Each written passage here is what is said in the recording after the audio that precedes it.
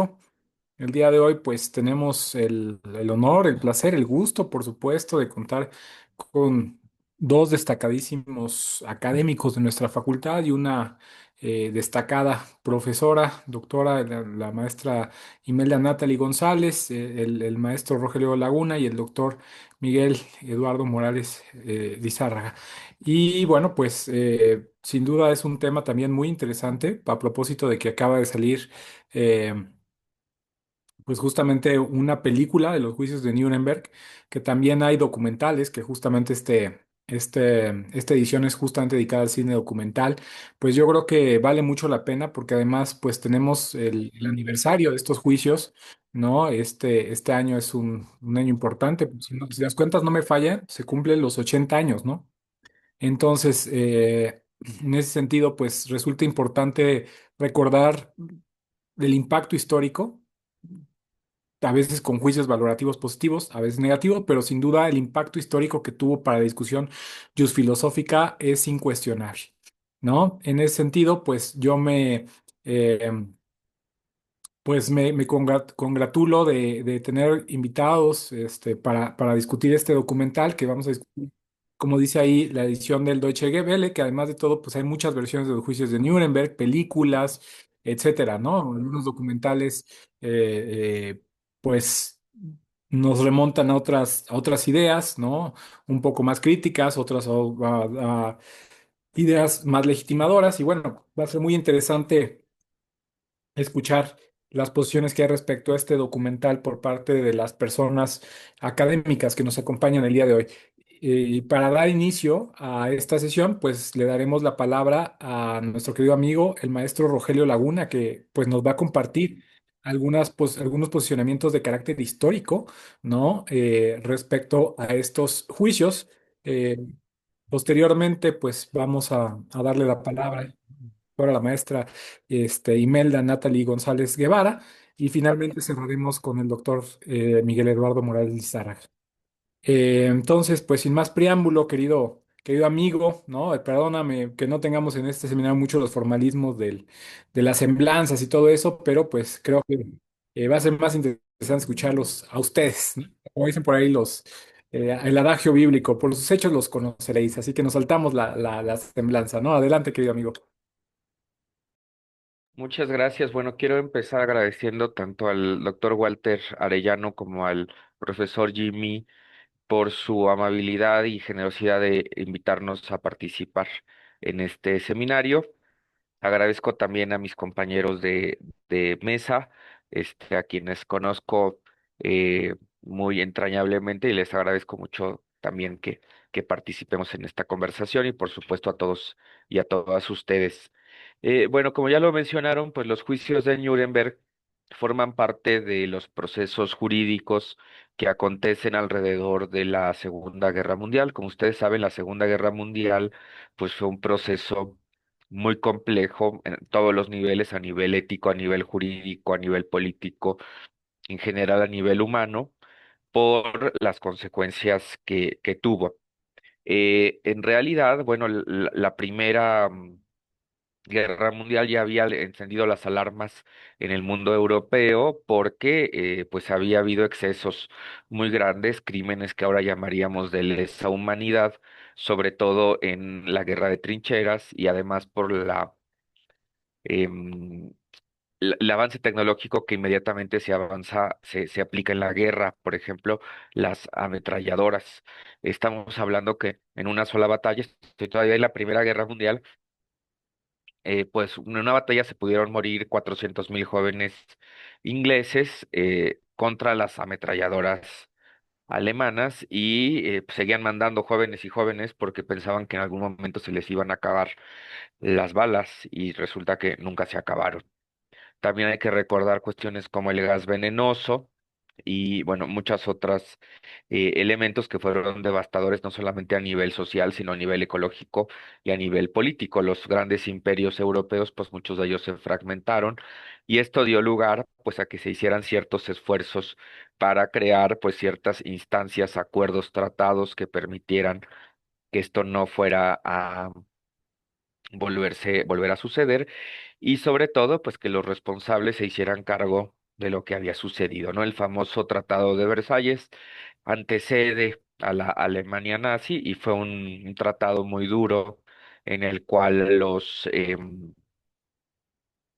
alemanes, bueno, lo que en ese momento era Alemania, se comprometía a pagar los gastos de guerra de los países, este, pues ganadores, ¿no? Lo que fue una deuda gigantesca, se le prohibió tener un ejército, y bueno, pues sale muy humillada de la guerra Alemania, lo que va a permitir, bueno, había una crisis, ¿no? Devaluación tras devaluación en los diferentes procesos políticos que la República de Weimar, otros procesos políticos que surgen en Alemania.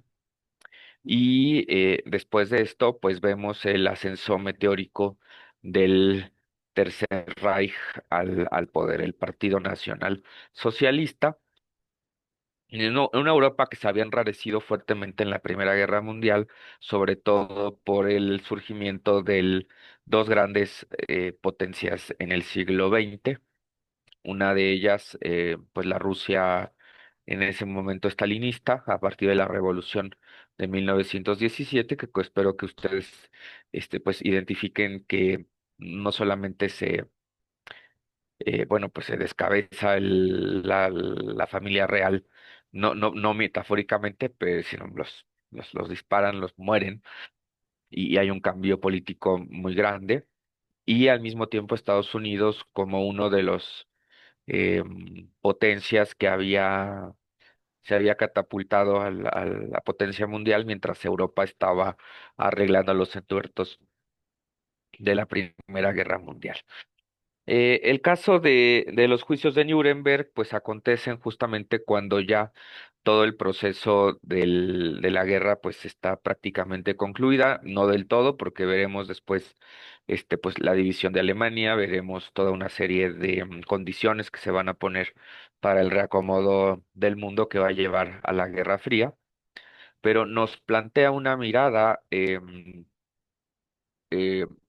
retrospectiva crítica de lo que realmente fue el régimen nazi y la responsabilidad jurídica y ética que se le puede atribuir a toda una serie de actores que estuvieron durante la Segunda Guerra Mundial. Como ya lo mencionamos, gran parte pues, de lo que explica lo sucedido en los juicios de Nuremberg, eh, que, bueno, se unen a otros juicios, como ya decíamos, que hubo en Jerusalén y otros juicios también muy importantes para la historia del derecho, pues está explicado por el nacimiento del Partido Nacional Socialista, que de alguna manera tienen como antecedente el repudio, la renegociación, la reestructuración del Tratado de Versalles, que había sido pues sumamente duro para Alemania.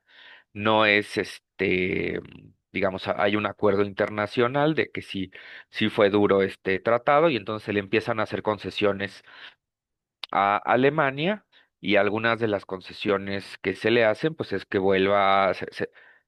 se le permite volver a tener industria, se le permite tener un ejército, pues más o menos numeroso, y sobre todo, como está muy cerca la memoria de la Primera Guerra Mundial, que como vuelvo a decir, fue devastadora para la juventud y para las personas en Alemania, pues un poco todo mundo pues no enciende tan rápido los focos rojos de lo que va a ser el nacionalsocialismo.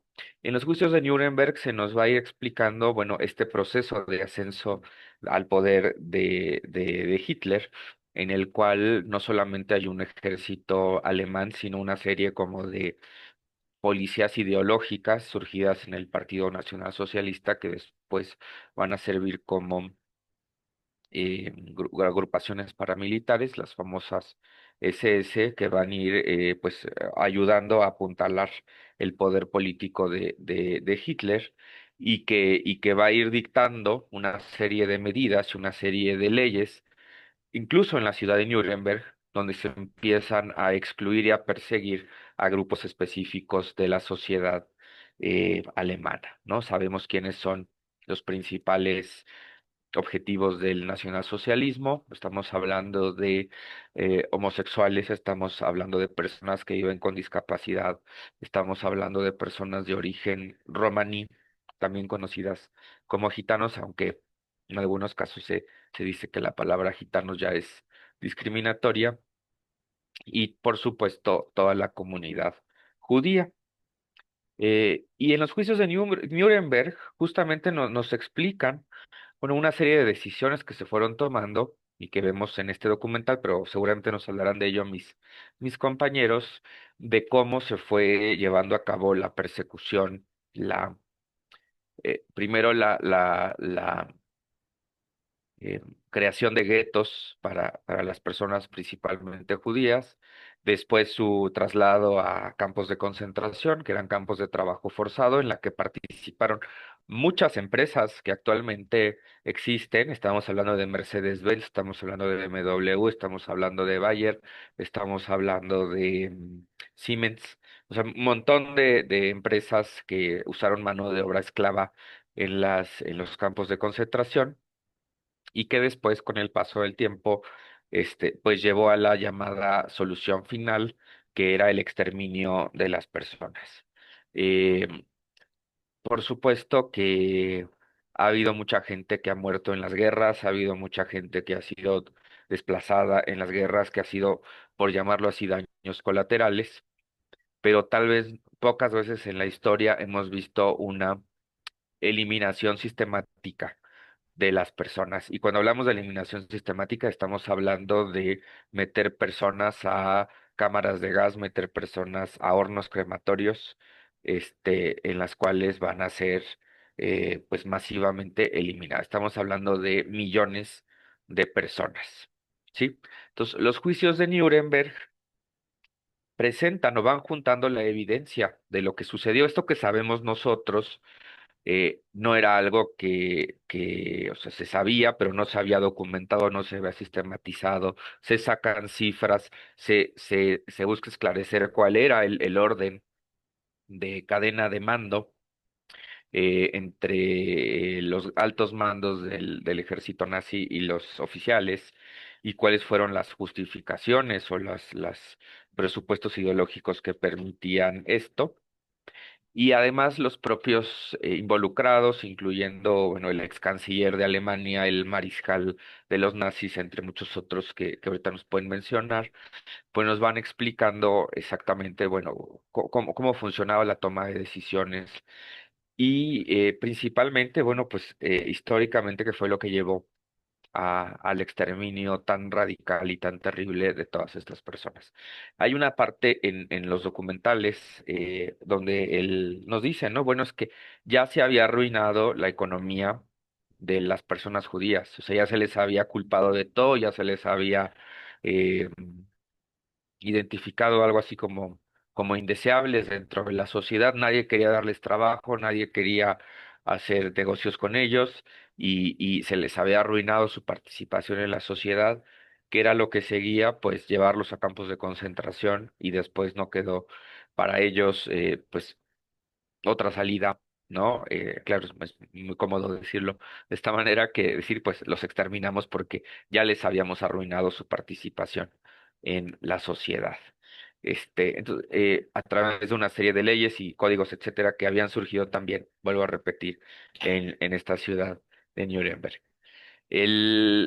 ¿Por qué se llevaron a cabo los juicios en Nuremberg? Esa es otra pregunta. ¿Por qué no en otra ciudad alemana? ¿Por qué no en Berlín? ¿Por qué no en otra de las grandes ciudades alemanas? O por ejemplo, en Aquisgrán, que fue la ex capital del Sacro Imperio Romano Germánico. ¿Por qué se elige Nuremberg como una ciudad, para llevar a cabo estos juicios? Además de su dimensión histórica, era de las pocas ciudades que había conservado una sala de juicios y una cárcel para pues llevar a cabo todo este proceso. Entonces era muy importante que pues, se contara con un recinto adecuado, que hubiera un lugar para vigilar a los prisioneros y que no pues fuera en medio de las ruinas. Berlín estaba en ruinas, muchas ciudades estaban literalmente devastadas hasta sus cimientos. Y entonces se propone Nuremberg como esta ciudad para llevar a cabo los juicios Y por supuesto, lo que vamos a ver, y ahorita ya voy a ceder la palabra a mis compañeros en el documental, pues es la creación de una estrategia jurídica internacional para poder llevar a cabo estos juicios. Porque, bueno, todos los acusados o gran parte de ellos se va a escudar en que seguían órdenes y que estaban dentro de un estado legítimo. Y entonces, ¿cómo otros estados pueden enjuiciar a quienes seguían órdenes de un estado legítimo? Y algunos de ellos hasta decían que habían perdido la memoria y, bueno, había toda una serie de estratagemas para evitar ser juzgados, ¿no? La gran mayoría de ellos llegan al final del juicio. Tenemos por ahí algunos suicidios, algunos, pues, como que salieron por la tangente antes de llegar al veredicto. La traducción, ese es otro tema interesante, ¿verdad? Cómo se iba a hacer un juicio en varias lenguas, con una estrategia donde había medios de comunicación, había jueces que participaban de diferentes lugares. También esto va a ser muy importante para el tema de la traducción. Y pues se va a sentar un precedente muy importante para decir cuándo y cómo realmente podemos justificarnos en seguir las órdenes de un Estado legítimo y cuando pues habrá que presentar órdenes, más bien cuando tenemos que enfrentar la justicia en otros lugares. Y nada más con esto concluyo, hay que recordar que el tema es que el nazismo no se circunscribió exclusivamente a Alemania, sino que se trasladaban a los prisioneros a otros países que eran estados soberanos. Por ejemplo, el campo más conocido y terrible de Auschwitz está cerca de Polonia y había campos de concentración en Francia y había campos de concentración en muchos otros territorios, lo que hacía que lo que había pasado en el régimen nazi no fuera únicamente un asunto de eh, Estado, decisiones legítimas dentro de un Estado, sino que estamos hablando también de una dimensión internacional con efectos de ciudadanos que no eran ciudadanos alemanes.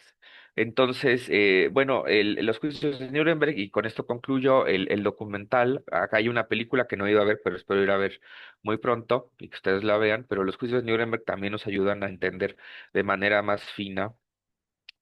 Si había un plan maestro, si no había un plan maestro, si se salió de control, si había una visión crítica, si Hitler era la únicamente maestra, si era un grupo de personas las que estaba gobernando, si había tanta información como se creía, si eran caprichos, si había realmente una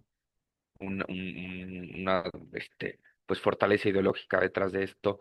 Y bueno, todo eso me parece que es importante tenerlo sobre la mesa y sobre todo cuando hablamos de la formación de nuestros estudiantes en la facultad, tanto de Derecho como en otros lugares, como la de Filosofía y Letras, por la importancia que tiene estos juicios. Entonces, bueno, yo dejaría ahí esta primera participación, profesor Walter, y estoy atento a lo que mis compañeros de mesa nos comenten. Muchas gracias. Muchas gracias, querido maestro Rogelio Laguna, ¿no? Siempre un placer escucharte, ¿no? Y sobre todo, pues la recomendación que nos das, yo tampoco he ido a ver esa película, pero sí está mucha publicidad, ¿no? Ahí en Periférico ya he visto que los jueces de Nuremberg. La verdad es que temo de que sea otro apologismo gringo, ¿no? O sea, exaltación a su y justificación de muchos atropellos, ¿no? Que se cometieron en ese juicio. Espero que no, espero que tenga una visión, ¿no? Un poco más general, porque hay otra versión de la película que ahí hasta mete una cosa de romance, ¿no? Y todo ese tipo de cosas, porque han sido varias versiones. Pero bueno, muy interesante y sobre todo atender esa cuestión histórica que además la dominas porque tú eres historiador, ¿no? Y conoces muy bien todas estas cuestiones historiográficas. Bueno, pues ahora es momento de darle la palabra a la distinguida profesora Imelda Natalie González. Adelante, profesora, por favor. Muchísimas gracias, doctor Walter, y pues un gusto estar con todas y todos ustedes esta tarde aquí en este seminario de Filosofía del Derecho. Y pues bueno, efectivamente, este análisis que hacemos acerca de los juicios de Nuremberg puede tener muy diferentes aristas, ¿no? Para su análisis desde la parte jurídica, ética, moral, en fin. Creo que nos daría muchísimo material, pero vamos a tratar de ir afinando los puntos, pues en razón del tiempo que tenemos. Y pues bueno, decía ahorita el doctor Rogelio, ¿no? Algunas de las causas de por qué se elige Nuremberg precisamente. Bueno, pues dentro del mismo documental lo pudimos observar esta cuestión del simbolismo, ¿no? Lo que representa la elección de esta ciudad atiende también a estos, digamos, antecedentes de quiénes se reunían, cada cuánto y con qué motivos. En Nuremberg precisamente, pues era el lugar, digamos, el centro de operaciones, ¿no? Donde se llevaban a cabo estas juntas, digamos, donde se deliberaba, donde se decidía o se ordenaba incluso cuál era el ritmo que iba a seguir el régimen nazi. Y entonces, en alguna de la parte del documental nos dice, se elige Nuremberg porque es la ciudad donde todo empezó, entonces ahí debe de terminar. Y efectivamente creo que esta es una señal fuerte para aquellos que son sometidos al procedimiento, pues que en esta parte hablamos de aproximadamente una veintena de altos mandos nazis y que, bueno, tienen diferentes características, diferentes cargos y papeles dentro de lo que fue esta red o este entramado de acciones. Y me gustaría mucho hablar de esta parte donde nos dice el doctor Rogelio, ¿no? Estoy retomando algunos puntos. Nos dice algo así como pérdida de memoria, ¿no? De quienes no querían enfrentar su parte de responsabilidad o culpa dentro de estos hechos, pues precisamente porque había una tensión a lo mejor ahí entre el positivismo y la parte de la ética, porque efectivamente, o sea, y dice alguien por ahí, los militares están hechos para seguir órdenes, y sí, eso lo sabemos. Sin embargo, bueno, ¿hasta qué punto puede ser cuestionable o admisible ese seguimiento de órdenes, ¿no? ¿Hasta dónde les podemos imputar el haberse detenido? Pero ellos dicen, es que nosotros no nos enteramos de todo. Es probable que hemos revisado algunas bibliografías donde efectivamente se nos dice cómo estaba tan segmentado el trabajo o las instrucciones, en donde, digamos, en esta cadena de indicaciones, pues no todos se tienen que enterar necesariamente de todo lo que está pasando. Entonces, en ese sentido, pues podríamos dar el beneficio de la duda. Decíamos, además de la cuestión de la pérdida de memoria, resalta esta parte de la simpatía que, por ejemplo, Hermann Göring quería como poner en práctica, ¿no? Él quería hacerse, por un lado, pues sí, ¿no? Este como protagónico, decía, ¿no? Que este era tal vez su mejor momento, en donde quizá él pudiera servirles de puente, de guía, ¿no? Para ilustrar a estas potencias vencedoras de cómo estaba la situación de Alemania, cómo habían pasado las cosas, incluso dar la posibilidad de que él pudiera como guiarles, ¿no? A la reconstrucción de la Alemania que estaba totalmente destruida. Y es que precisamente por ese papel tan grande que tuvo él de decisión y de mando durante la Segunda Guerra Mundial, es que no se esperaba que tuviera o que fuera sometido a algún juicio, pues por esa investidura, ¿no? Que tenía. Sin embargo, las potencias vencedoras, recordemos Estados Unidos, Reino Unido, Francia, la URSS, buscan a través de estos juicios demostrarle al mundo que estos crímenes no pueden quedar impunes y que no debería volver a pasar nunca. Que claro que es también un esfuerzo loable y bastante amplio el que se hace para poder establecer este tribunal en este espacio y demás.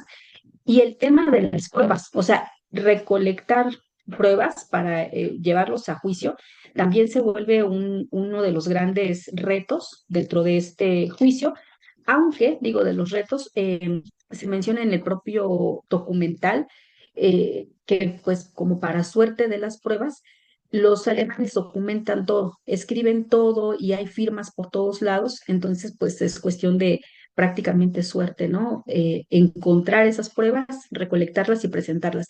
Y que precisamente eso es lo que, digamos, los lleva a esta parte de poderlos presentar a juicio, ¿no? Que hay un respaldo y que no nada más estamos hablando, decíamos, de estos grandes, las grandes como escenas que vemos reiteradamente, si bien en el cine, en los libros, ¿no? Estas órdenes que súper trascienden, porque también juzgaron, por ejemplo, a ideólogos que son a veces esas mentes que de cierta manera justifican o cubren estos actos, ministros, por ejemplo, y en fin, a todo aquel personal que pudiera demostrarse que estuvo inmiscuido en estos hechos, pero digo, bueno, a final de cuentas, aquí sí voy a ser imparcial completamente. Sí me pregunto, ¿qué tanto podría reclamárseles el haber seguido órdenes? O sea, porque si bien es cierto, es cuestionable desde el punto de vista ético, pues desde el punto de vista positivista, estaban siguiendo las órdenes, como comentamos hace unos minutos, de un gobierno legítimo, que tenía otras cuestiones, sí, pero estaba institucionalizado.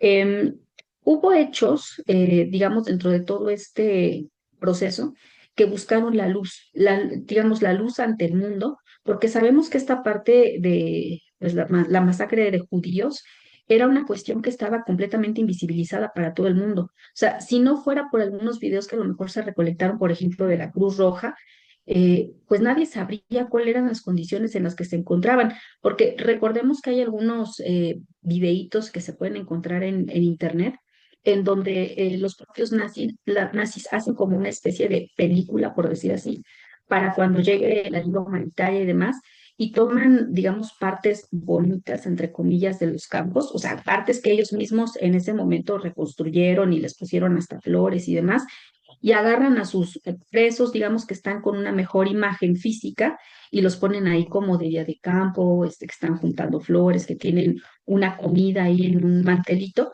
pero pues lo cierto es que es el montaje, o sea, y entonces el mundo se entera y dice, no, bueno, pues no están tan mal, a lo mejor sí trabajan, pero también tienen su descanso, tienen recreación, y nos quedamos, y si nada más hubiéramos visto esas escenas que están ahí guardadas, nos quedamos con eso. Sin embargo, cuando empiezan a desmantelar los campos, se empiezan a ver las escenas reales, que yo no sé si las personas que nos están acompañando hayan visto ya, no importa el número de veces que las veamos, siguen siendo escenas muy, muy fuertes de personas que, como bien refieren los rescatistas en ese momento, si algunos de ellos no se movieran, no dieran indicios de estar, pues digamos, todavía con vida, uno pensaría que son completamente cadáveres por el aspecto físico, ¿no? Eh, ¿Cómo se dice? De desgaste, ¿no? O sea, ya eran prácticamente un esqueleto cubierto simplemente pues por el poquito de carne que les quedaba, pero las condiciones eran sumamente agresivas, ¿no? También tenemos algo, me gustó mucho, esto, bueno, no me gustó, se me hizo muy interesante, la parte en que nos dice los cargos que se les están imputando a estas personas, ¿no?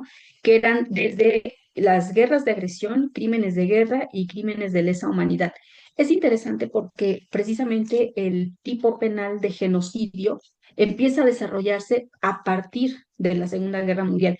Y eso es justamente, creo que una de las, pues bueno, tristemente también una de las aportaciones que podemos extraer de este fenómeno, la Segunda Guerra, porque justo es el polaco, no sé si lo pronuncio yo bien, Rafal Lemkin, quien en 1944 empieza a proponer este concepto, ¿no? Que tiene sus raíces en genos, raza o pueblo, y sí de matar, o sea, acabar con un pueblo.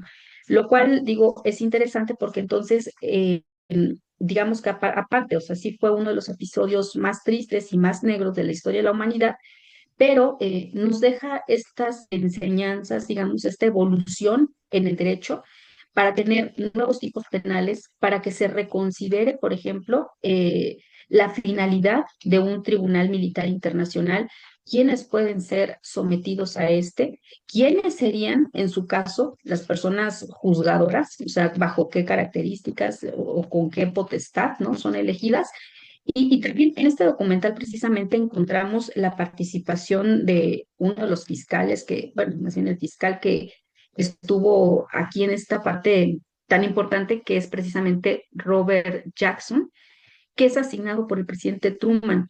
Él es un juez federal y que, así como lo narran, es un personaje bastante quisquilloso en el desempeño de su labor jurisdiccional y se encarga de que todos los hechos, digamos, sean investigados pues de la mejor manera, a cabalidad, y que todo el proceso se lleve con pulcritud, ¿no? O sea, a pesar de que pudiera ser cuestionable el hecho, como ya dije, ¿no? A quiénes se lleva ante la justicia, por qué cargos y demás, pero dentro de lo que el propio Tratado de Versalles les establecía, pues que pudiera, digamos, respetarse, ¿no?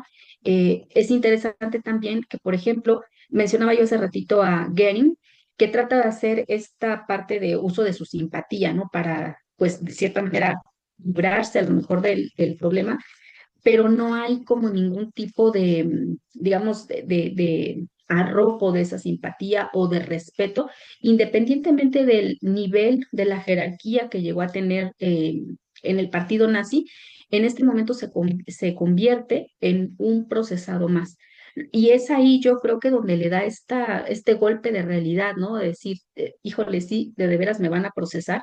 Y entonces empieza, digamos, a haber un cambio de actitud porque efectivamente había quienes en esta reticencia, ¿no? A saberse en un juicio, ni siquiera estaban como en una parte, pues, colaborativa de contestar, digamos, adecuadamente, sino que estaban reacios, ¿no? A enfrentar a la justicia.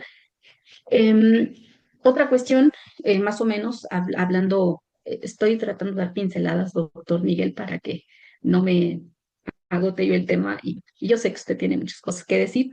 Eh, Resultados de este proceso, tenemos 12 personas que fueron a la horca, 3 cadenas perpetuas y algunas otras penas menores.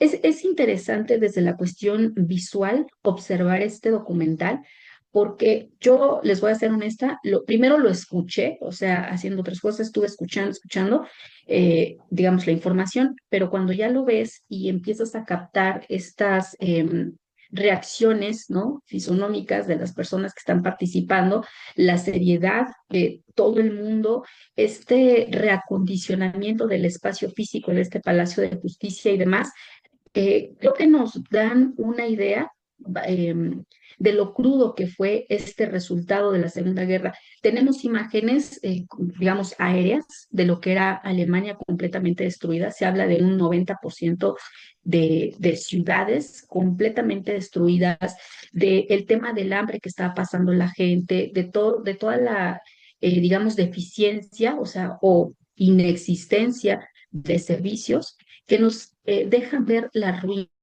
y a veces, pues digo, las películas precisamente nos dan esta imagen, ¿no? De que pues los alemanes casi, casi sinónimos de malo, pero pues no, no todos los alemanes, o sea, también ellos padecieron la guerra, también ellos pasaron hambre, frío por los inviernos tan duros que se viven en Europa y pues la escasez, por ejemplo, de gas y demás, incluso de una casa, ¿no? Yo creo que a veces la historia depende de cómo la estudiemos y en dónde la estudiemos. Si nos vamos solamente con estas proyecciones, pues, hollywoodenses, por decirlo de alguna manera, pues podemos también juzgarlo a lo mejor con falta de objetividad hacia el pueblo alemán. Y me parece que esa parte a veces queda invisibilizada, ¿no? No solamente sufrieron los perseguidos, en este caso las personas en los campos de concentración, sino que hubo un amplio cúmulo de otros tantos que lo padecieron en diferentes formas. Y pues también creo que es válido decir que el pueblo pues no podía rebelarse del todo, o sea, independientemente de que tuvieran conciencia de que algo malo estaba pasando, pues creo que a veces la salvaguarda de la propia persona y de la familia pudiera justificar en cierta medida, pues, el a veces no decir nada, ¿no? Una de las ideas con las que cerrando mi participación es, eh, primero, por primera vez en la historia, todos los mandos de un gobierno fueron llevados a juicio. Claro, los que no se suicidaron antes, ¿verdad? Porque tenemos ahí al principal, Adolf Hitler, se suicida antes de que lo puedan detener. Y no era un juicio contra los alemanes, sino un juicio en nombre de la humanidad. Como mencioné hace un ratito, es demostrarle al mundo que estas cosas no pueden quedar impunes, que por supuesto que va a haber alguien que defienda en memoria de todos aquellos que perecieron en los campos de concentración y durante todo el proceso de la guerra, y que son eventos importantísimos que por supuesto se tratan de reorganizar a través de la mirada del derecho. Por mi parte, doctores, sería todo. Muchísimas gracias. Muchas gracias, profesora. Sin duda, no, es el otro lado de la moneda que a veces difícilmente se ve y por supuesto, o sea, cuántas personas alemanas, ¿no? No huyeron justamente de su país por la hambruna que se vivió en el contexto posbélico, ¿no? De hecho, pues es gracias a ello que pues gran parte de la comunidad alemana, pues que vive en México, pues en realidad migró, ¿no? Pues huyendo de las consecuencias de la Segunda Guerra, ¿no? Una cosa pues también terrible, ¿no? Al final del día, sobre todo en estos contextos bélicos con los que vivimos actualmente, pues nos hace recordar que este tipo de perspectivas geopolíticas, pues a veces, pues los menos favorecidos siempre son, pues el pueblo, ¿no? El pueblo que son los que van a la guerra, ¿no? No son los grandes mandatarios.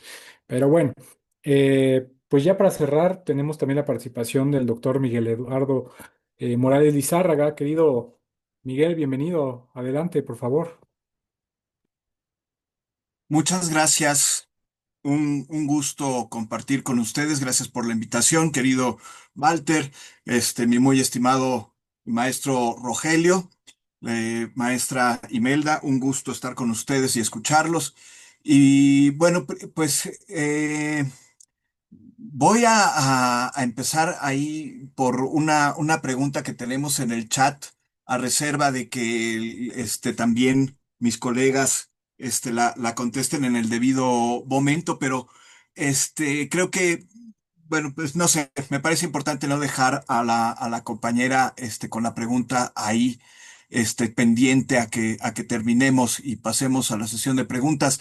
Dice, ¿por qué depende del idealismo estadounidense el que conozcamos los juicios de Nuremberg? Hay versiones, de hecho, el documental que propusimos, bueno, que propusieron en el taller, pues es de la televisión alemana. Pero pues hay también documentales franceses, hay una gran variedad. Sin embargo, quien domina sobre todo a través de uno de sus grandes principales instrumentos de propaganda, quien domina el discurso y la narrativa de quiénes son los buenos, quiénes son los malos a la salida de la Segunda Guerra Mundial, lo acaba de decir Donald Trump, ¿no? Donald Trump dice, nosotros salvamos a Europa, les dijo así en su cara en Suiza, en Davos, dice, ustedes no estarían aquí. Si no hubiera sido por los norteamericanos. Y se atrevió a decir una tontería. Dice, estarían hablando alemán si no fuera por nosotros. En Suiza, uno de los idiomas oficiales es el alemán, ¿no? Entonces, uno de sus grandes instrumentos de propaganda justamente es las películas y su versión supuestamente basada en hechos reales de los documentales, ¿no? Entonces, pues siempre es bueno ver de aquí, de allá y de acullá para tener una visión un poco más integrada, ¿no? Como mencionó también el maestro Rogelio y el maestro Imelda, los juicios de Nuremberg tuvieron serios defectos y serios problemas, ¿no? Si no escupieron contra el cielo, y les cayó a ellos mismos, fue nada más porque sí tuvieron gente muy honesta, como el fiscal general Robert Jackson, y otros fiscales que de verdad hicieron un trabajo honesto y sobre todo, porque los propios alemanes se incriminaron a sí mismos en esta peculiaridad del carácter alemán, ¿no? Es una peculiaridad, así como decimos de Emmanuel Kant, ¿no? Que podían los conimbergueses medir la puntualidad, medir el tiempo, con el propio diario de Kant, ¿no? Que salía a horas determinadas de su casa a su paseo por la tarde, ¿no? A las 5 de la tarde. Entonces ya todo el mundo sabía que eran las 5 de la tarde. Bueno, pues es una parte muy, muy peculiar del carácter alemán, ¿no? Y entonces esa documentación, a la minucia es también, muy peculiar del carácter alemán y pues como dice el documental, hallaron el propio Robert Jackson, ¿no? En una de sus exploraciones de campo a los edificios derruidos por toda Alemania, en Berlín, entra a un edificio derruido y tirados en el suelo están documentos, ¿no? Documentos que no se llevaron los rusos, que fueron los conquistadores de Berlín, ¿no? Y encuentra expedientes y expedientes y expedientes y expedientes, y entonces llega un momento en que la defensa, pues prácticamente se hace imposible. Y ese frente común que propone al principio Hermann Göring, ¿sí? Se les cae, ¿no? Y recobra la memoria Rudolf Hess, ¿no? Y Albert Speer se raja también. El propio, algunos otros más duros, como el general Kittel, también le baja 3 rayitas a su defensa, ¿no? La defensa clásica del militar. Primero, por un lado, obedezco órdenes, ¿no? Pero por otro lado, ¿no? Esa defensa fue clásica también en el juicio de Eichmann en Jerusalén, ¿no? Narrado magistralmente por Hannah Arendt. Eh, la banalidad del mal, ¿no? De estoy obedeciendo órdenes, ¿no? Sin embargo, en el ejército, ¿no? Pues tiene una razón de ser, ¿no? Si no obedeces las órdenes, si no obedeces la cadena de mando, muere la gente, ¿no? Mueren tus hermanos en armas, ¿no? El Band of Brothers. Y sin embargo, Kittel le baja 3 rayitas y dice, sí, pero un soldado debe de saber cuál es el límite, ¿no? De obedecer órdenes, ¿no? Entonces él mismo le baja, ¿no? Bueno,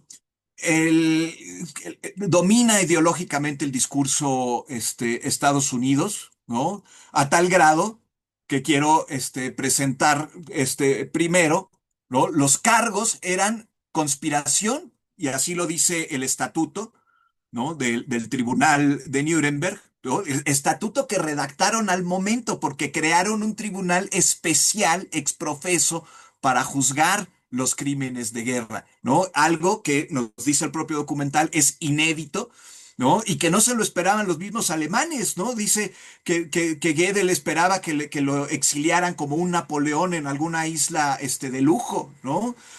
Porque no había ese precedente, ¿sí? De juzgar a un gobierno por lo que hace el Estado, ¿no? Por su representación estatal, ¿no? Entonces, conspiración para librar guerras de agresión, crímenes de guerra y crímenes de lesa humanidad, ¿no? Para los crímenes de guerra sí teníamos precedente, ¿no? Y fueron los dos grandes retos de Nuremberg, ¿sí? El tener precedentes suficientes para evitar la retroactividad, ¿sí? Que esos precedentes fueran mayormente derecho positivo para evitar el escape a la metafísica de un justnaturalismo que nos llevara al relativismo, ¿no? Y que fuera entonces la justicia de los vencedores a través de la ética de los vencedores, a través de la moral de los vencedores, ¿no? Tener los suficientes precedentes, pues para crímenes de guerra sí había, pero no para lesa humanidad y no para guerras de agresión. Se consideraba un derecho de los estados soberanos y una forma legítima de dirimir las controversias entre estados, la guerra de agresión, ¿no? Y sin embargo, vemos en la actualidad pues, lo que está pasando ahorita en Irán, ¿sí? Tenemos que sacarnos de la cabeza, ¿sí? Que está permitido que un Estado unilateralmente se meta, destruya la soberanía de otro, lo bombardee indiscriminadamente, matando en el caso ahorita de Irán a cerca de 100 niñas, infantes de una escuela femenina, ¿no? Etcétera, etcétera, en nombre de que están liberando a un pueblo y que están implantando democracia y que están quitando a una dictadura, ¿sí? Las dictaduras las quitamos los pueblos, no otros gobiernos, ¿sí? Es nuestro derecho legítimo. Ya el propio John Locke ya lo había, que es uno de los de la filosofía ultraliberalista que está detrás de las maniobras de Estados Unidos, ¿no? De la filosofía de Estados Unidos, ¿no? Dice la llamada al cielo, dice John Locke, ¿no? La llamada al cielo, cuando el pueblo se harta de estar sometido, los pueblos, dice Salvador Díaz Mirón, los pueblos hacen con rojas manos su libertad, pero tiene que ser el pueblo. A mí no te vengas a meter a mi casa a liberarme, ¿no? Eso es un grave problema. Entonces, el, el- se enfrenta Nuremberg, lo dice el historiador de la biografía de Robert Jackson en el documental, se enfrenta a Nuremberg, primero a tener los suficientes precedentes de derecho positivo y segundo a ser eficaz para la posteridad, a que el derecho internacional reorganizado saliente de Nuremberg tenga la suficiente eficacia para la posteridad. Pues tristemente estamos viendo que no solo no la tuvo en fecha actual, sino que no la ha tenido a lo largo del tiempo después de la Segunda Guerra Mundial. Ha habido sendas guerras de agresión e intervenciones y Estados Unidos a la cabeza, ¿no? Quiero platicar en dos niveles, ¿no? Una cosa es el contenido del documental y que sería el fondo, y otro es la forma. Y me parece que es muy pertinente, que es muy oportuno que estemos tres comentaristas en esta sesión para que uno de nosotros haga notar este nivel, ¿no? De la forma en que se está presentando, de la forma documental en la que se está presentando.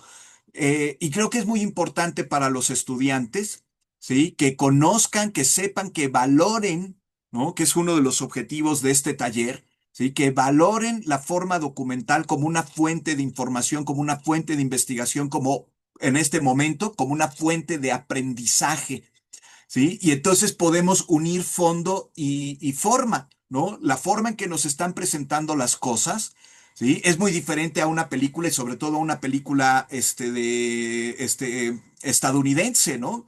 Yo también estoy con la alta expectativa de la nueva película, ¿no? Porque me encanta el tema y etcétera, etcétera, pero pues ya previniéndome a la desilusión de que va a ser otra película más de propaganda de Estados Unidos, ¿no? Yo a mis alumnos de derechos humanos, en la primera unidad, la segunda actividad que les dejo es ver la película clásica de los juicios de Nuremberg que sale de fiscal general Alec Baldwin, ¿no? Es un poco más mesurada, etcétera, etcétera, pero no deja de ser una película que narra más ficcionalmente que otra cosa, pues los hechos reales, ¿no? Entonces, el documental tiene una función específica, ¿sí? Distinta a una película, por mucho que esté basada en hechos reales. Hay un caso curioso de serie documental muy interesante que les sugiero ver, sobre todo para contraste con este documental, que además este documental forma parte de todo un grupo de documentales de la Deutsche, perdón mi alemán, de la televisora, de la televisión alemana, ¿no? Es un conjunto de documentales, ¿no? Es el juicio principal, pero fueron 200 acusados. Hubo un montón de juicios, concomitantes, accesorios, de los que inclusive sale el famoso Código de Nuremberg, ¿no? Que más que un código son una serie de sentencias sentenciando los procedimientos médicos, falsamente médicos, ¿no? Era divertimentos de tortura con los que los médicos nazis, encabezados principalmente por el infame Mengele, pues experimentaban con seres humanos sus teorías eugenésicas, ¿no? Entonces, estos códigos de Nuremberg, que más bien son una compilación de sentencias, dan pie para el desarrollo de algo que ya se venía pensando con Fritz Jarr, el desarrollo de la bioética, ¿no? Entonces, hay muchas cosas más que explorar. Y bueno, pues este intermedio entre documental y serie ficcional son los Tokyo Trials, los juicios de Tokio que pueden acceder a ellos. Están, me parece, yo lo vi en la plataforma de Netflix, ¿no? Entonces, tiene una parte ficcional, ¿sí? Y tiene una parte documental muy, muy buena, ¿no? Bueno, el caso es que para los juicios, estos dos niveles, perdón, nos permiten, ¿sí? Hacer un trabajo que es fundamental para los estudiantes y para los investigadores del derecho, ¿no? Tomar notas del documental, ¿no? E ir sacando materiales para investigar, ¿no? Por ejemplo, yo me di a la tarea de investigar rápidamente, ¿no? Así como para hacer una pequeña muestra, ¿no? Se los comparto aquí.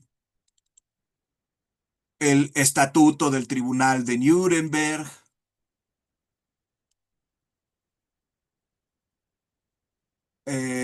también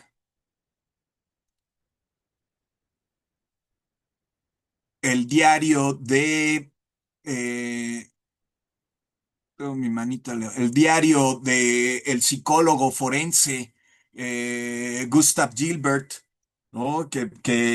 Pues se entrevistaba, veía cuál era el estado psicológico de los acusados, ¿no? E inclusive también de los fiscales, ¿no? Y tiene este diario donde pues narra sus experiencias, ¿no? El diario de Nuremberg. Y también encontré por ahí un documento sobre la filosofía nacional socialista, pero representada en uno de los participantes más importantes del juicio, uno de los juzgados, de los acusados más importantes del juicio. Ay, ¿dónde está? Otto, ah,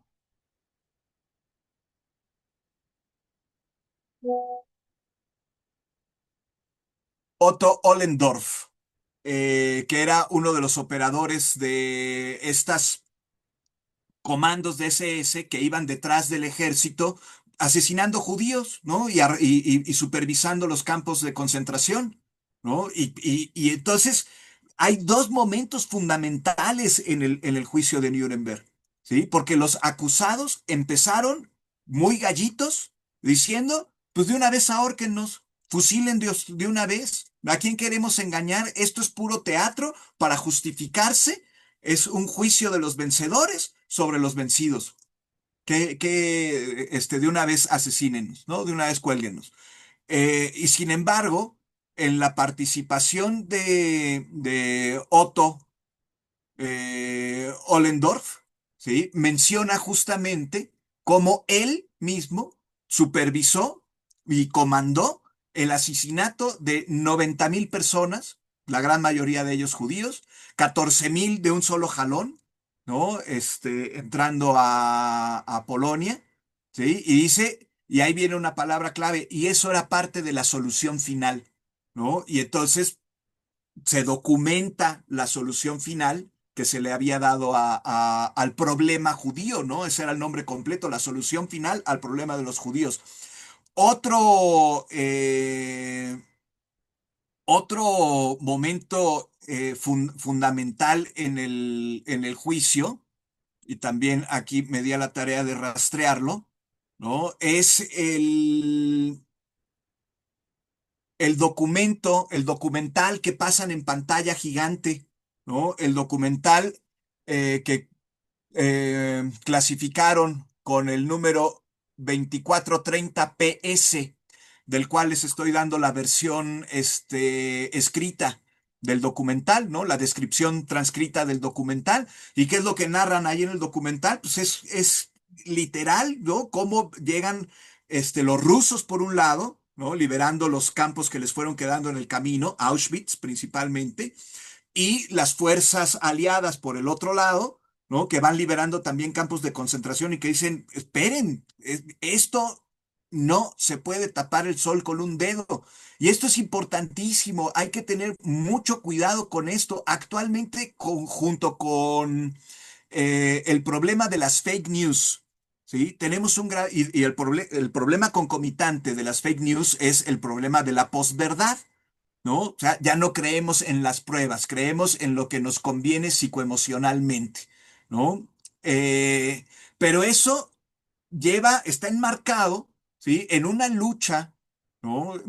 Tremendamente manoseada, ¿no? La historia, la ciencia de la historia es la más maltrecha de las ciencias, la más manoseada, la más destruida en la guerra ideológica contemporánea, ¿no? Entonces hay todo un movimiento de posthistoria, que es de revisionismo histórico, que afirma cosas como que el holocausto nunca existió, ¿no? Y es importantísimo, ¿sí? Estar bien documentados, ¿no? Investigar por nuestra propia cuenta fuentes lo más fidedignas que podamos, que tengamos a nuestro alcance en Internet, para no caer en el juego de los revisionistas, ¿no? También hay una película preciosísima que se llama Negacionismo o Negación, ¿no? Donde sale Rachel Weisz, justamente que trata de un negacionista en Inglaterra, y una maestra de escuela universitaria que lo tilda de a loco y que este negacionista la demanda, ¿no? Y por fortuna ella gana el juicio, ¿no? Entonces, en Alemania está prohibido negar el holocausto, ¿no? Y sin embargo, la política alemana actualmente, ¿sí? Siguiendo la ideología de Estados Unidos, pues también, no en la ley, pero sí en los hechos, ¿sí? Pues, están negando prácticamente el holocausto, ¿no? Prohibido olvidar, ¿no? Y bueno, es bien importante también, ¿sí? Que cuando se establece el estatuto, ¿sí? Nos muestran ahí eh, las posiciones que se toman de parte de las potencias aliadas, ¿no? Si bien fue Stalin el que propone el juicio penal internacional y que ya Roosevelt había explorado la posibilidad, la realidad es que Stalin dice no debemos poner en el estatuto que se juzgue el crimen de agresión, de guerra de agresión, en términos generales. Tenemos que circunscribirlo exclusivamente a los hechos de Alemania. Dice, ¿por qué? Pues porque Stalin también había cometido el crimen de guerra de agresión, ¿no? E Inglaterra también había cometido el crimen de guerra y agresión. Y Estados Unidos había cometido el crimen de guerra de agresión. O sea, todos tenían cola que les pisaran, ¿sí? Por eso Stalin oportunamente dice, si metemos guerra de agresión, tenemos que circunscribirlo. Y luego, ¿qué dejaron fuera también? El crimen de guerra de bombardeo de saturación. Sí, lo menciona, y no lo menciona tangencialmente el documental, ¿no? El bombardeo de saturación empieza con el ejercicio, el laboratorio nazi en España, ¿no? Guernica, ¿sí? Bombardear milímetro a milímetro una ciudad. Y ese fue el remedio que encontraron los aliados, ¿sí? Destruir Hamburgo, ahí está Dresden, ¿no? El famoso, infame, más bien, la infame conflagración de Dresden, ¿no? Y este grupo de rock. Punk cabaret, ¿no? Los Dresden Dolls, ¿no? Que recuerdan la fábrica de muñecas de Dresden, derretida, ¿no? Por la conflagración de tantas bombas incendiarias, ¿no? Entonces, pues también tenían cola que les pisaran los, los aliados. Y entonces lo central era la conspiración para tomar el gobierno. Les sugiero también la lectura a partir de la página 20 y hasta la 28, si mal no recuerdo, ahorita se los paso, de Introducción analítica al estudio del derecho de Carlos Santiago Nino. Este texto analiza cuáles son las posiciones filosóficas principales, ¿no? La posición justnaturalista, ¿no? Es la primera que nos presenta en el texto Santiago Nino, ¿no? Los jueces de corte justnaturalista dice, hay una norma, un principio ético superior, una norma racional que nos permite juzgar a estas personas y por lo tanto hay que condenarlos y hay que ajusticiarlos, ¿no? La posición institucional dice, no existe nada en el derecho positivo que nos permita sentenciarlos. Si hemos de ser respetuosos con nuestros propios principios de derecho positivo, dirían los aliados, si hemos de ser respetuosos con nuestra propia institucionalidad, recordemos que Hitler salió en la portada del New York Times. Hitler, no Stalin, ni ningún otro jerarca, ¿sí? En la portada del New York Times. O sea, lo celebraban y celebraban el derecho nacional socialista, prácticamente, ¿sí? Como parte de la tradición del derecho moderno occidental.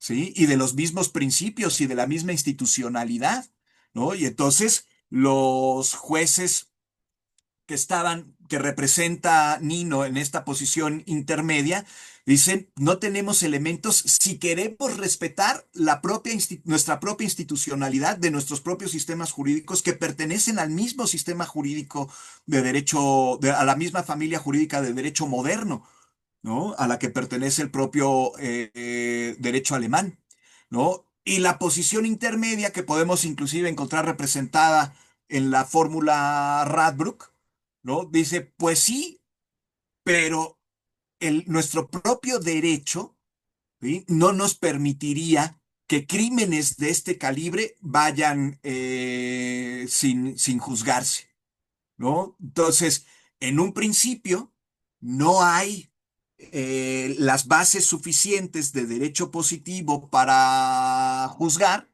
El tribunal se está aventurando en terreno desconocido. Robert Jackson teme que inclusive se utilice como un teatro ideológico donde los jerarcas nazis reaviven el nacionalsocialismo.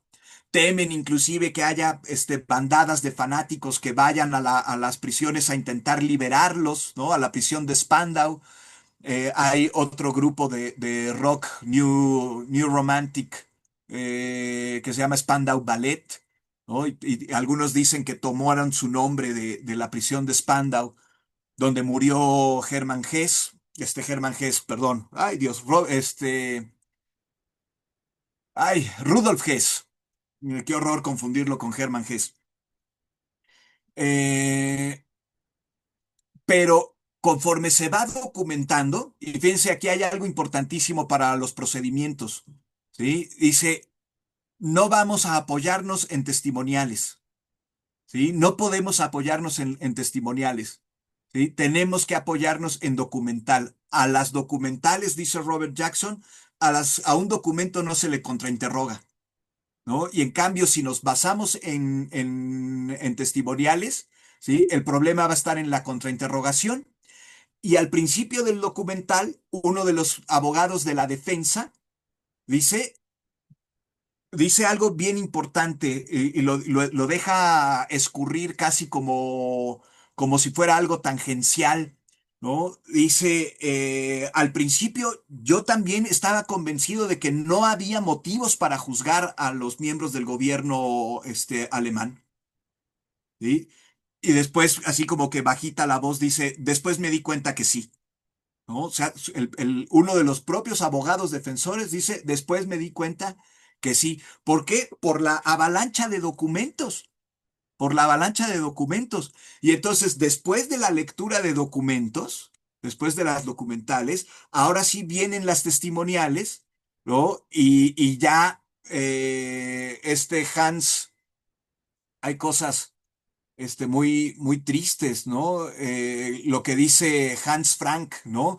Estamos cuando ve el documental, ¿no? Y que ya se rinde en su defensa, prácticamente es como si se hubiera declarado culpable, después, ¿no? Dice, estamos sentados frente al tribunal y pasa en silencio la interminable procesión de muertos, sin interrupción, pálidos y sin color. En silencio, la corriente de la miseria fluye en la tenue luz gris amarillenta de la eternidad. Hans Frank, apodado el carnicero de Varsovia, fue gobernador de Polonia, ¿sí? Y pues fue uno de los grandes orquestadores del asesinato, ¿no? Entonces ya no podían esconderse detrás de las faldas del Führer, ¿no? También lo que declara Keitel y lo que declara, fíjense lo que pensaba Hans Frank antes de que perdieran la guerra, ¿no? ¿Cuál era la visión del proceso judicial?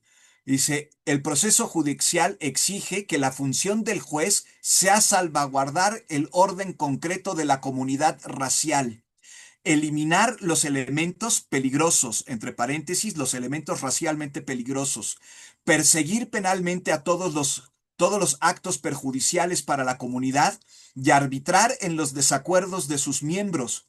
La ideología nazi, especialmente expresada en el programa del partido y en los discursos de nuestro líder, es la base para la interpretación de las fuentes jurídicas, ¿no? Entonces, ¿cuál era el sistema de interpretación del derecho nacional socialista y de las fuentes jurídicas concomitantes? ¿Sí? La ideología nazi. ¿Sí? ¿Y quién era el representante supremo de la ideología nazi y de todo lo que era ser alemán? El Führer. Entonces, ¿qué era el derecho? Lo que decía el Führer. ¿Cuál era la interpretación del derecho? Lo que decía el Führer, ¿no? Y después, la frase que ya les comenté, ¿no? Estamos sentados frente al tribunal y pasa en silencio la interminable procesión de muertos.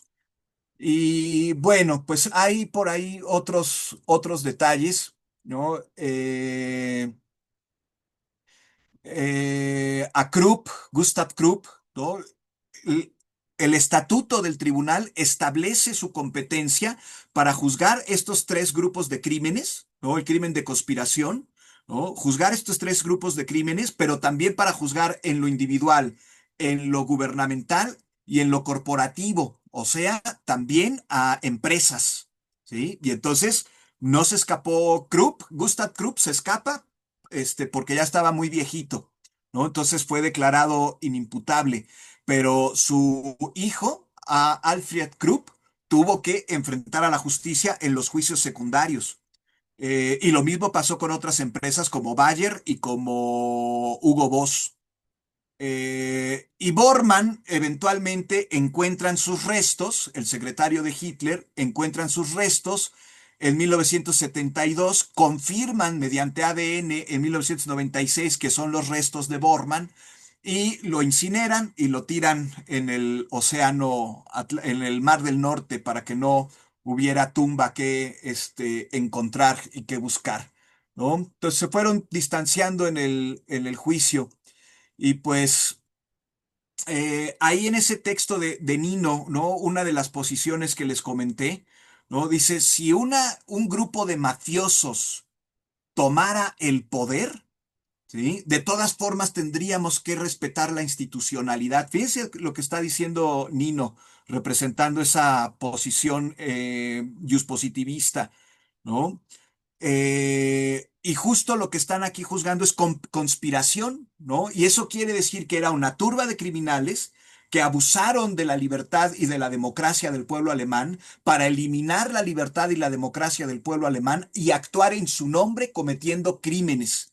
¿Sí? Por lo tanto, no pueden respaldarse en la institucionalidad del derecho positivo moderno como un gobierno actuante representante de un Estado y de una nación, ¿no? Eso es lo que significa el crimen de conspiración por el que eh, principalmente hallaron la forma de juzgar los fiscales. Y bueno, pues con eso termino mi intervención. Espero no haberme extendido demasiado. Gracias. No, al contrario, muchas gracias, querido doctor. Bueno, pues es momento de pasar a las preguntas, que creo que ya hay varios comentarios aquí en el chat, son los documentos estos que nos comparte generosamente el doctor, y también la lectura que nos recomienda la maestra doctora Imelda Natalie González. Este, bueno, pues ahora sí pasamos formalmente al área bueno, al momento, ¿no? Mejor dicho, de preguntas y respuestas. Y por ahí el maestro Rogelio Laguna ya tiene algo. Y bueno, no quisiera pasar sin antes felicitar a todos y a todas las ponentes, ¿no? Que estuvieron el día de hoy. Sin duda, pues creo que hay que seguir hablando de los juicios de Nuremberg y sobre todo en función de la coyuntura, ¿no? Que así como en los juicios de Nuremberg, pues nadie se esperaba, ¿no? Que de la nada se sacaran pues toda esta cuestión, pues así de la nada se están sacando intervencionismos, ¿no? Facultades meta internacionales que nos hacen cuestionar el país digo, que nos hacen cuestionar el, este, el posicionamiento o la presencia, ¿no? De instituciones y organismos internacionales, ¿no? Como la propia ONU. Adelante, querido maestro Rogelio Laguna. Muchas gracias. Yo nada más quisiera agregar dos puntos. El primero, bueno, es la problematización del concepto de soberanía. ¿Ya me escuchan? Perfecto, Ya, perfecto. Sí. perfecto. El concepto de soberanía es un concepto muy problemático porque hay quien dice, bueno, que este concepto tendría que estar subordinado siempre a un orden internacional y para ser reconocidos dentro de un orden internacional, pues tendría que actuarse de manera correcta, ¿no? Entonces, creo que el tema de soberanía es un tema muy importante aquí porque gran parte de la discusión está en cuándo los estados pueden juzgar las acciones de otro estado soberano.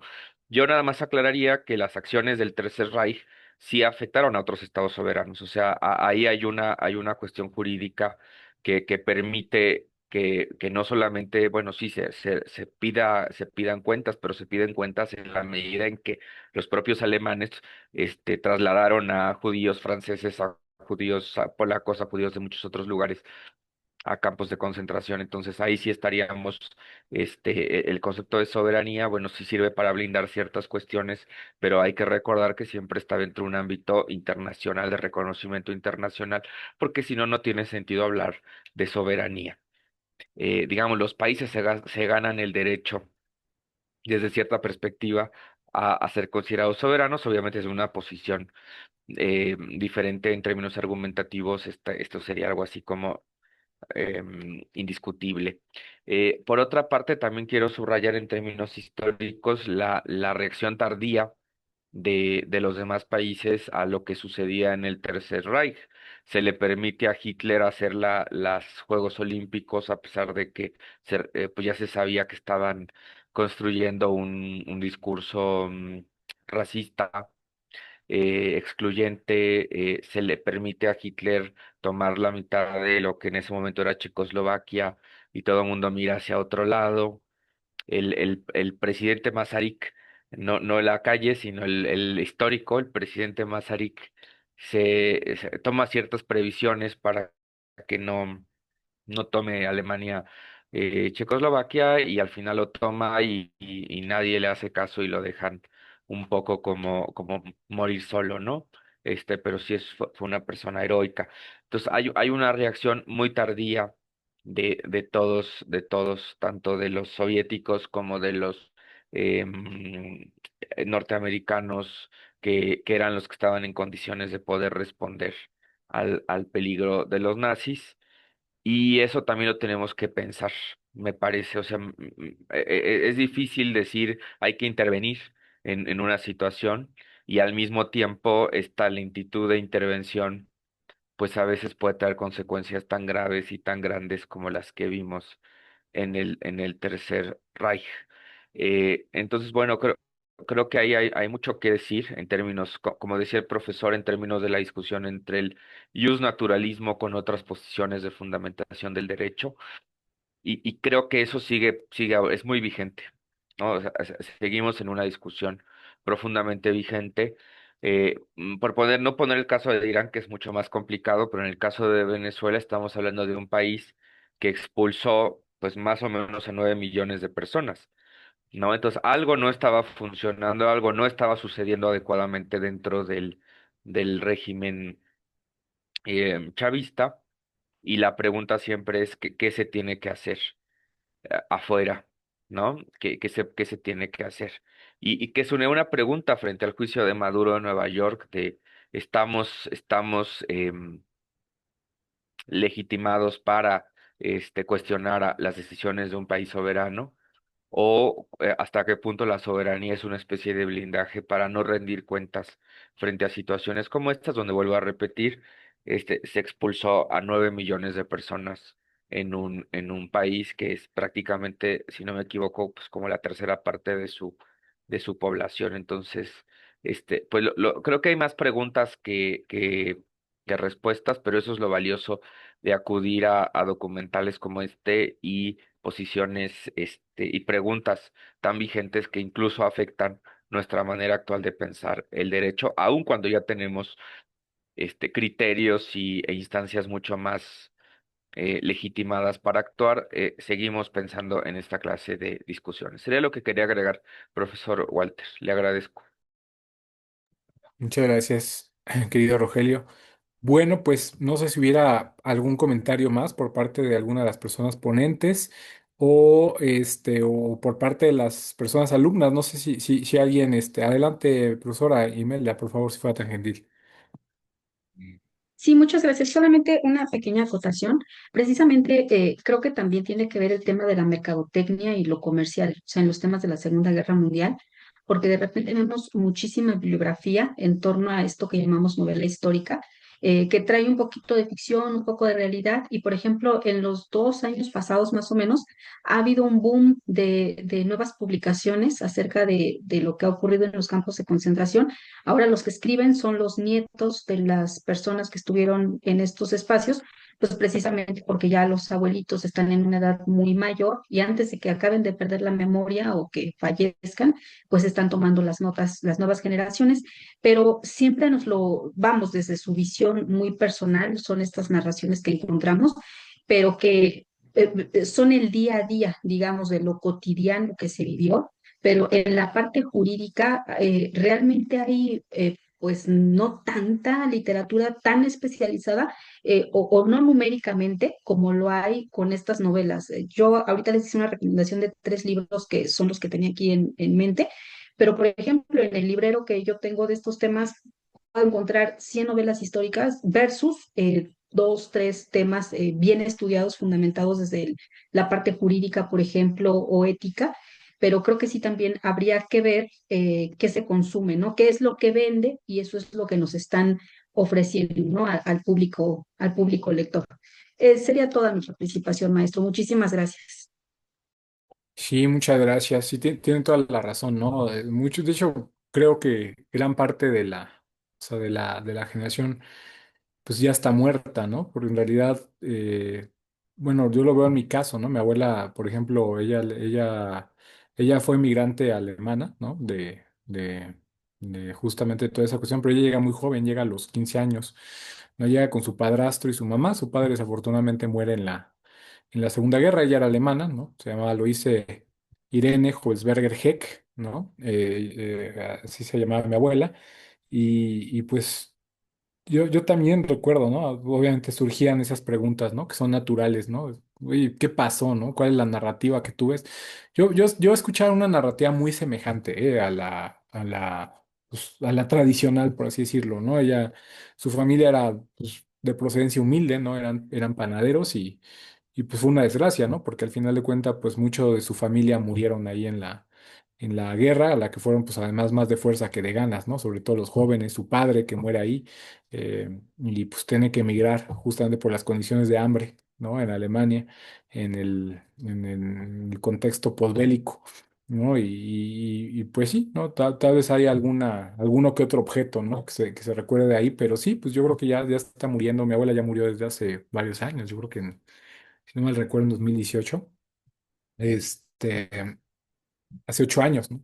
Y ella le tocó pues justamente, pues muy, muy chica, ¿no? Toda esta cuestión. Mi tío abuelo, él no sé si viva, se llama igual que yo, él se llama Walter Hovelsberger, y él incluso de pequeño le tocó, ¿no? Un bombazo bueno, no el bombazo directamente, pero parte de las secuelas, ¿no? De una bomba cercana y tiene el brazo totalmente marcado, ¿no? Pero sí, pues muy jóvenes, ¿no? Todos los que sobreviven son ya muy jóvenes, ¿no? Los que fueron combatientes, pues ya tienen rato, ¿no? De, pues de haber fallecido, ¿no? Pero sí, efectivamente vemos un efecto, ¿no? Y sobre todo de apología, ¿no? A este tipo de acontecimientos, cuando en realidad, pues son una cosa de la que como humanidad deberíamos de avergonzarnos, ¿no? En gran medida, yo creo. Entonces, sí, sí, a veces como que entre esas narrativas comerciales y todo ese tipo de, de cosas, ¿no? A ver, creo que tenemos un comentario sobre el comentario, me recuerdo que la película de Raider, en donde la actriz dice en el juicio no dijo nada para defenderse, pero la pena del qué dirán, que no sabía leer ni escribir, qué interesante. No sé si los que están con las personas que están comentando aquí en el chat quisieran externar su comentario, me parece muy interesante para someterlo a discusión, si no, pues no, no hay problema, ¿no? Bueno, pues en fin, ¿no? Ha sido una sesión muy interesante, pues que nos hace reflexionar. Muchas gracias, querido doctor Lizárraga, ¿no? Manuel Lizárraga, por lo que está compartiendo, sin duda mucho material y muy valioso. Yo ya estoy aquí descargando para hacer mi carpetita, ¿no? Y estar justamente en sintonía con las discusiones que propone. Y ahí está las lecturas de Nino, ¿no? Que es un clásico, ese fortuna sí lo tengo en impreso. Nuremberg, de Nuremberg, ¿no? Muy bien. Muy buen material, ¿no? Que nos está compartiendo el doctor Morales de Izárraga. Y bueno, pues si no hubiera alguna otra cuestión, pues no sé, queridos colegas, si quisieran dar su correo para ver si alguno de los alumnos se quisiera comunicar con ustedes, decir un poquito sus líneas de investigación, sobre todo para fomentar las direcciones de tesis, ¿no? Adelante, si quieren en orden de comenzaron, adelante, querido amigo maestro Rogelio Sí, Laguna, su correo y líneas de investigación. muchas gracias. Claro que sí, lo voy a anotar también en el chat, pero es rogeliolaguna@filos.unam.mx. Principalmente, bueno, en la Facultad de Derecho doy la clase de bioética, donde están todos invitados e invitadas a inscribirse. Y también, bueno, me dedico a temas de interculturalidad, diversidad cultural, entonces en lo que podamos colaborar, con muchísimo gusto. Y agradezco de nuevo tanto al profesor Walter como al profesor Jimmy Montero, su generosidad de siempre invitarnos a participar en este seminario. Muchas gracias. Muchas gracias, maestro, profesora Imelda Natalie González. Sí, muchísimas gracias. El mío es imelda ngg@derecho.unam.mx. Yo aquí en la facultad doy las materias de filosofía del derecho, lógica jurídica y retórica para la interpretación y argumentación jurídica. Mis líneas de investigación son los temas que tienen que ver con bioética y especialmente el tema de voluntad anticipada. Y pues bueno, si les puedo servir o ayudar en algo, con muchísimo gusto leo sus correos, sus mensajes. Gracias. Muchas gracias. Finalmente, doctor Morales Izárraga. Gracias, ya lo anoté en el chat, mmoralesl@derecho.unam.mx. Doy las clases de Derechos Humanos y sus Garantías, Filosofía del Derecho, en posgrado Teoría Jurídica Contemporánea 1.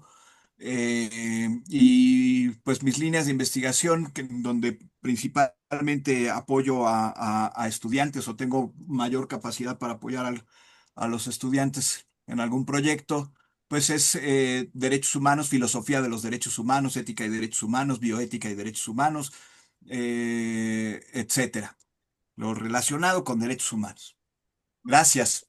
Magnífico, muchas gracias. Oigan, pues en lo que estamos platicando, que se nos viene una pregunta, no sé quién la quiera responder, una pregunta. ¿Lo que se vive actualmente en Israel y Palestina podría concluir en algo como lo fue el juicio de Nuremberg, que en realidad fueron varios juicios, los juicios de Nuremberg?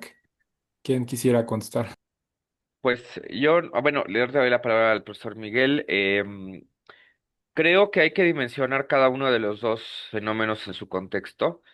No quiere decir que no haya excesos, que no haya cuestiones que se puedan considerar como crímenes de guerra o de lesa humanidad, pero creo que las dimensiones de los conflictos son diferentes. También la dimensión jurídica que actualmente contamos es diferente, pero bueno, tampoco podemos ver el futuro. Igual, y si pasa algo todavía que acabe de indignarnos más en términos de ser testigos de lo que está pasando y pudiera suceder algo parecido, pero pienso que por el momento no veo las condiciones tan claras de que pudiera haber como tal un proceso parecido, pero a lo mejor el doctor tiene una opinión diferente. No, prácticamente es la misma, ¿no? Si bien lo que está ocurriendo en Palestina es tremendísimamente grave, ¿sí? Y no podemos, eso fue una de los problemas que ha tenido el concepto de genocidio, inclusive en el Estatuto de Roma, cuando se formuló el Estatuto de Roma, cómo definir genocidio, ¿no? Si es una persona, es asesinato, ¿no? Si son dos personas, es asesinato, si es tres personas, ¿no? ¿Cuándo pasamos del asesinato en masa al genocidio? ¿A las cuántas personas ya podemos calificarlo de genocidio, ¿no? Inclusive de humor negro hay quien dice, ¿no? Si matas a una persona es asesinato, pero si matas a 100,000 personas es no recuerdo cómo iba el mal chiste, ¿no? Eso es un chiste de mal gusto porque está refiriéndose a vidas humanas, ¿no? Pero dice algo así como que es promoción, corporativa, ¿no? O una cosa así, ¿no? Terrible, ¿no? Entonces, bueno, pues si bien distancias salvadas, ¿no? En el Holocausto, la soja fueron 6 millones de personas judías y 3 millones de otras denominaciones, eslavos, polacos, rusos, personas homosexuales, personas negras, etcétera, ¿no?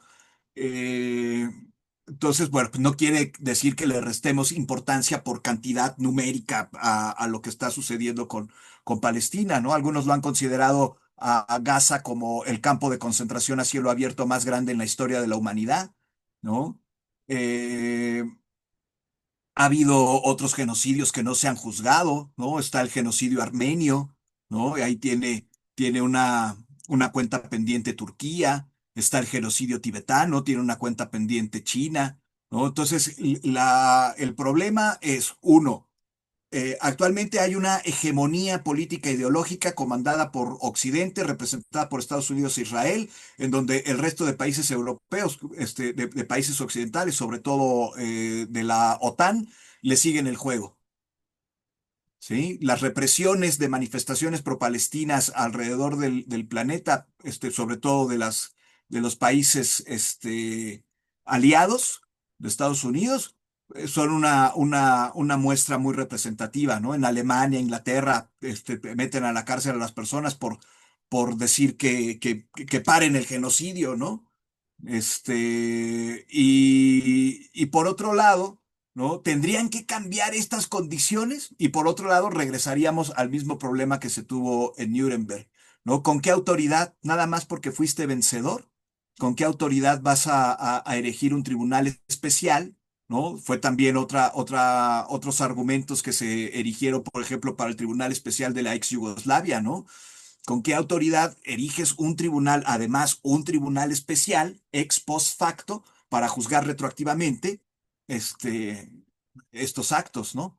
Entonces, ojalá, ¿no? Mi esperanza es que sí, que algún día los perpetradores les alcance la justicia en vida, que no se salgan con la suya, pero las condiciones son muy difíciles en el presente, ¿no? Estaremos hablando de unos 50 años o más para ver que tal vez esto pueda suceder, ¿no? Un tribunal internacional para juzgar los crímenes de lesa humanidad que están aconteciendo en televisión en la actualidad.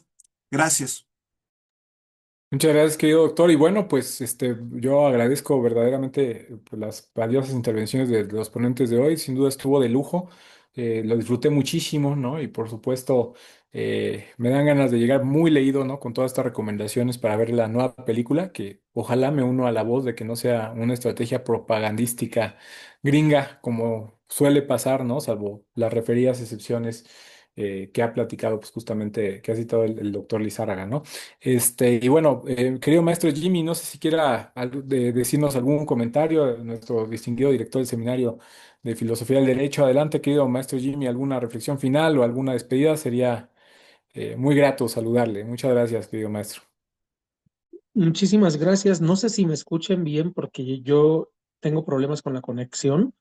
De pronto les veo congelados, pero espero que me puedan escuchar. Primero que nada, quiero agradecer infinitamente a la maestra Imelda Natalie. Qué gusto de verdad que nos haya acompañado en este seminario de arte y derecho, que es su seminario también. De igual manera, el agradecimiento a un querido colega amigo, el doctor Miguel Eduardo Morales Izárraga. Miguel, también muchísimas gracias. Y por supuesto, a un querido también colega, maestro Rogelio Alonso Laguna, ¿no? Muchísimas gracias. La verdad es que es súper interesante todas estas reflexiones.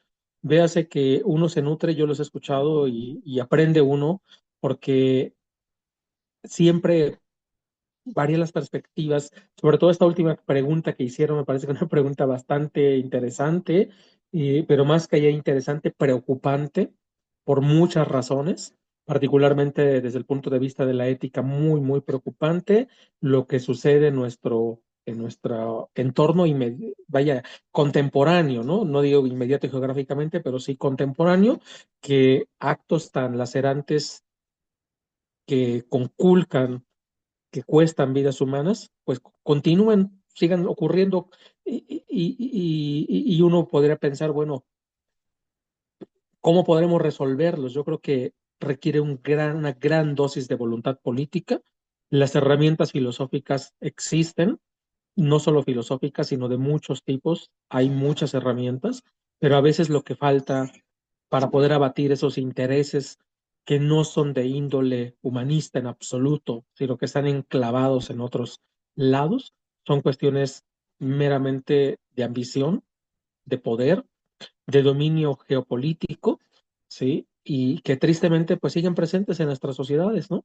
Las podemos sufrir contemporáneamente. Ojalá que algún día, como seres humanos, como seres racionales, como sujetos éticos, logremos superar todo ello y de verdad construyamos sociedades armoniosas, pacíficas, que sepamos convivir, que sepamos respetar y que la solidaridad, la empatía, el respeto sean esos fundamentos que siempre hemos reclamado desde la filosofía, pero que en las políticas, los políticos, pues no necesariamente traducen en acciones concretas, ¿no?